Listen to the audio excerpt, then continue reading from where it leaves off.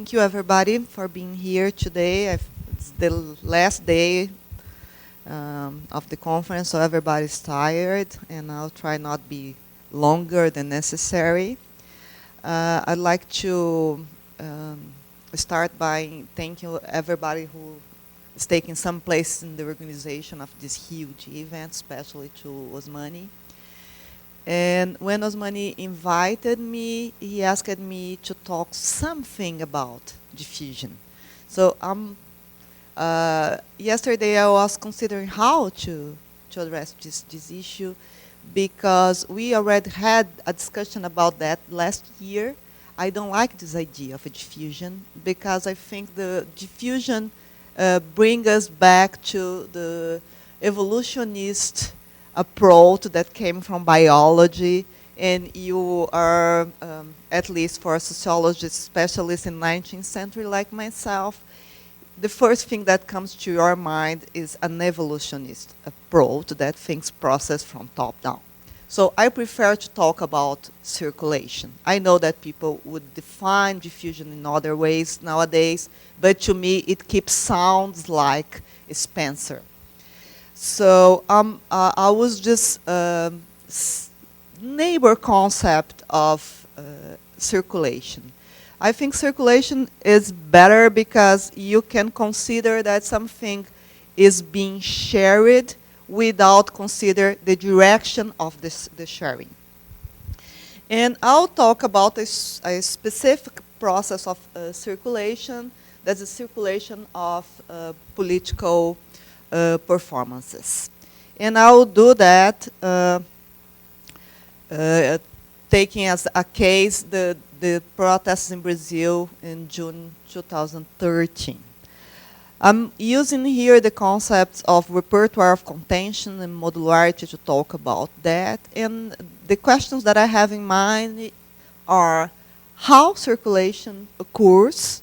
I mean, we have been talking a lot about how internet is changing the world. But when you look at the process, you see that what really counts are the face-to-face interactions. So when you go to seminars like those ones that we are in right now, what you have are, in the social movement meeting as well, you have educated people with access to cognitive and material resources. So they can travel, they can speak English, they can connect in networks. Those people are brokers, they are bridge builders, connecting different settings of mobilizations that are more, would say, grassroots. So not everybody circulates.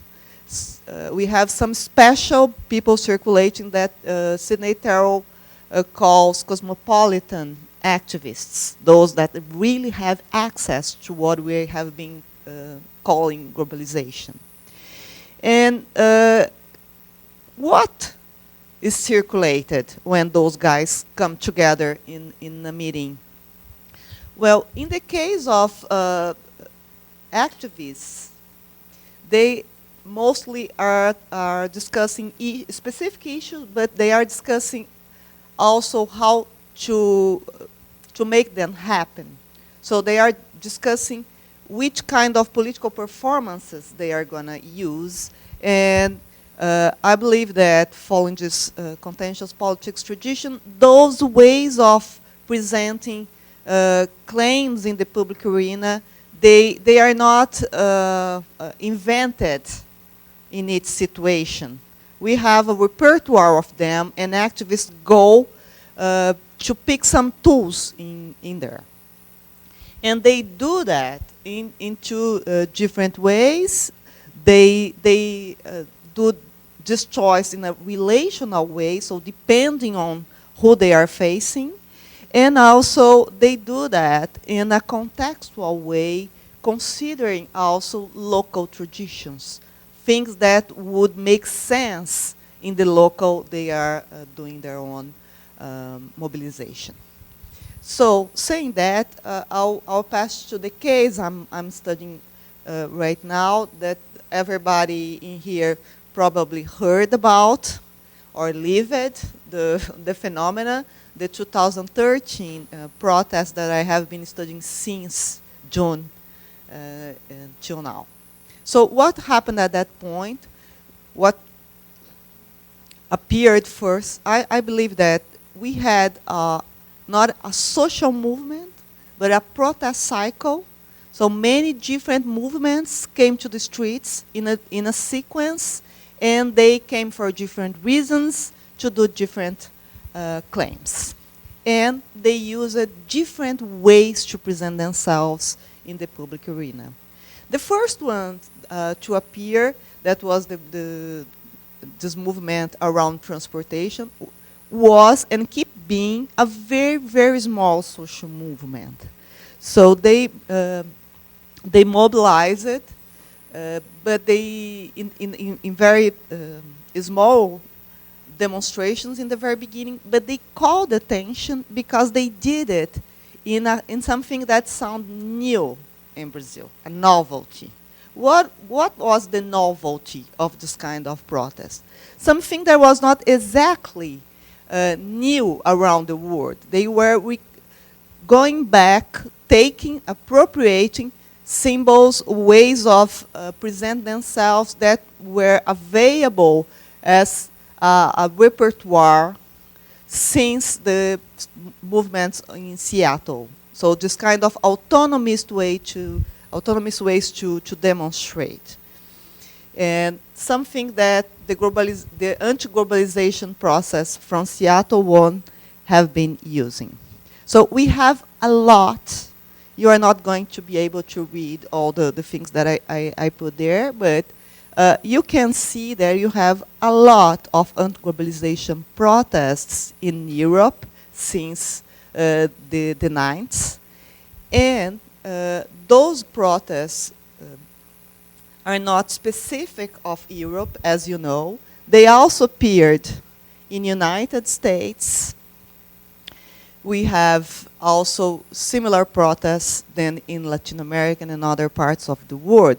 What do they bring to those activists brought to the Brazilian scene from those protests when they started here in 2013?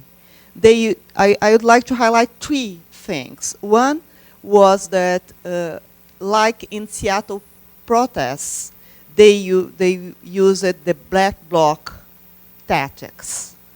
They used the new technologies, as everybody, but what was most important, it seems to me, what the effect that repression gave to the event. Like in Seattle everybody knew that repression is also a good way to stay worldwide on television.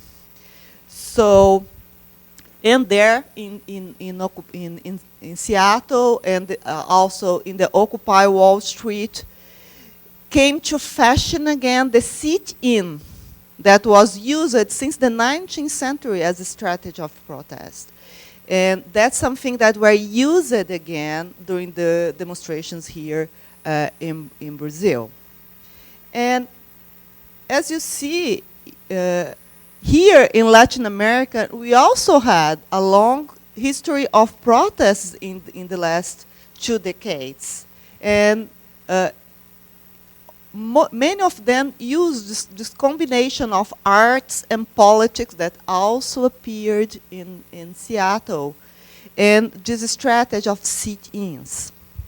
So why I'm calling your attention to that? Because many of the tactics, the symbols, and even the names, like in Portuguese it's jornada, it's journée, that had appeared first in French protests. Many of those anti-globalization protests occurred in June in many countries.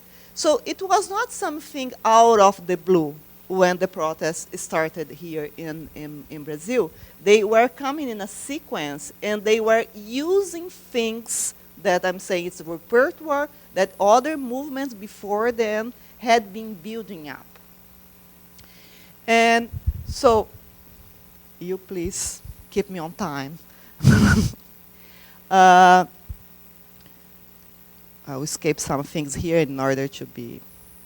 So, even in Brazil, we have a long sequence of protests. But when it started in 2013, this cycle, what we had first was this autonomist presence in the public space. And they stayed there, causing some kind of mixed feelings in the very beginning, but mainly authorities, the media, and the common citizens were against them.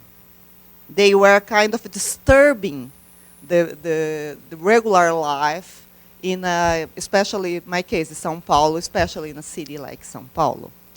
So they were not something that people were especially for. When it started to be important, it took a while.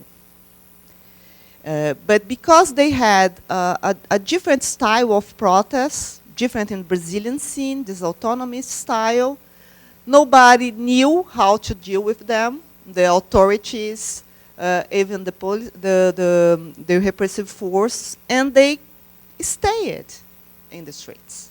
So what happened in the second phase? The usual suspects, to come back to the point Gianpaolo made, they come. Who are the usual suspects in protests in Brazil since the democratization? The socialist-oriented groups, parties, unions, and social movements. And then what happened? They came with their own agenda, their own symbols, and that was not very welcome by the ones that were in the street. So something that happened quickly was a tension between those two sectors of mobilization. The protest grew a bit, but there was a dispute for who was going to direct the protest, who is going to be in charge. And so came the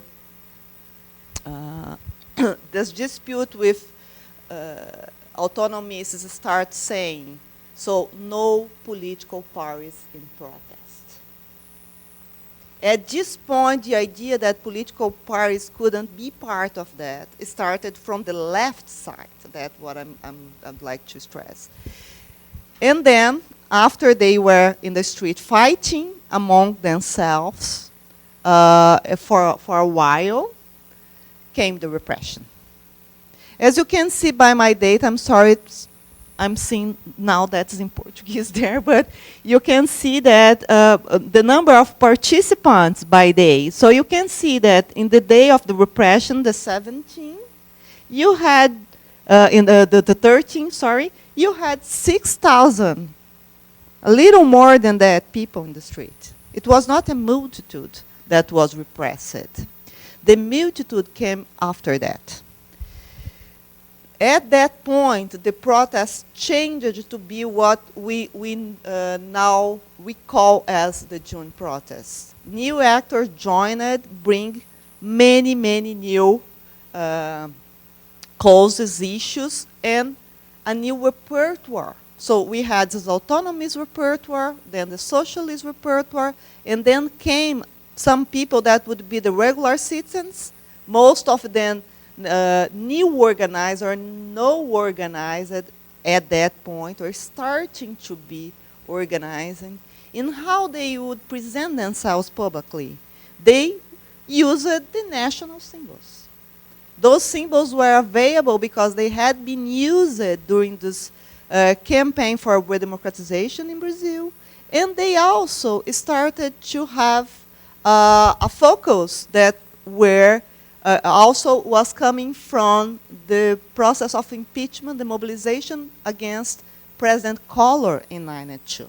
So they They used the local tradition, that's the point I was making in the beginning, not just international repertoires, but a local tradition to present themselves publicly. And then we had this diversification, also, and after this diversification, we had this massification of protests. Here I'm presenting you the number of events each day, but if I do the same with the number of participants, this green sign would be down. So what happened here?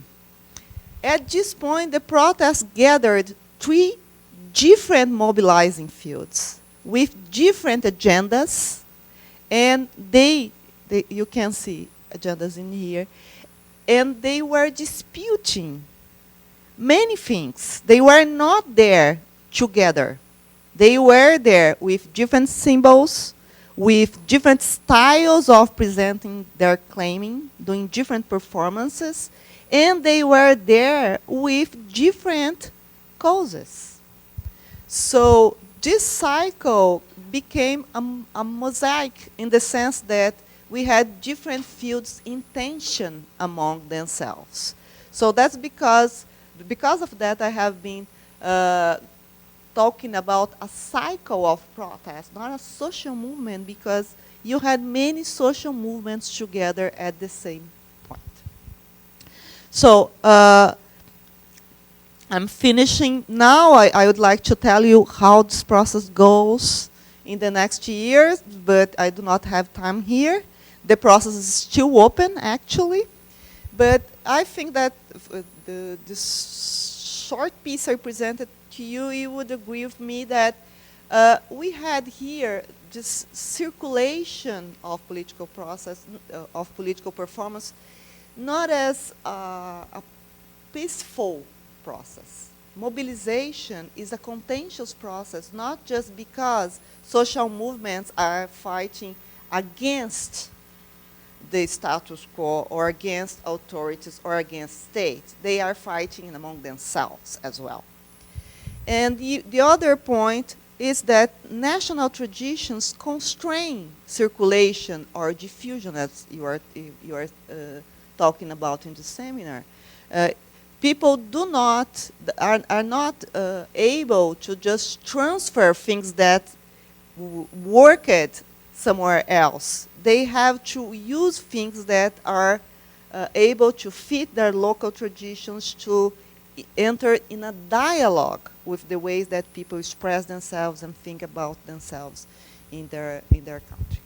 So I think we did not have in here a simple diffusion of something that came from outside, but you have this kind of interpretation, adaptation, and appropriation that worked more as on a spiral. That's because I keep preferring circulation rather than diffusion. Thank you.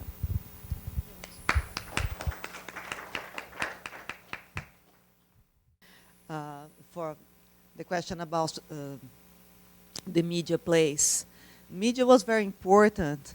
I didn't have time to talk about everything in the process, but at this point that the mobilization was with a middle size, with autonomist and socialist arenas there together. The 2 main important newspapers here in São Paulo, Folha de São Paulo and Estado de São Paulo, they came with an editorial defending the repression. The same day, the state government decided to do it. And media was important also in put the process upside down, because after that, they were not concerned with the activists, but many journalists suffered with the repression as well. And so after that, the whole media changed place. The mood was completely upside down. They started to say that it's a democratic right to protest. And even Rede Globo, the main channel here, started to broadcast ads to the demonstrations So we have been talking a lot about internet, but those more traditional media ways of deal with the question were very important, I believe. And well, your question about colonialism and diffusion, I think I partly answered in the beginning of my presentation. I'm very uncomfortable with this idea of diffusion. I did my MA on positivism, so I know how they think, and I don't like it. So, but I see a connection because you start seeing process that were started in let's see the good places, and then you follow them to the bad places. What the Porto Alegre changed the way of thinking about that is that for the first time the discussion moved, and people start to say, well, in Fortaleza before Porto Alegre, so start to say we have some things here in the south that are very worth and they should be exported. But I don't like this idea that you have things that are done. That's why I believe circulation is a better way to think, because all the time things are being changed when new actors deal with them in new settings and etc. But this is for sure a long discussion.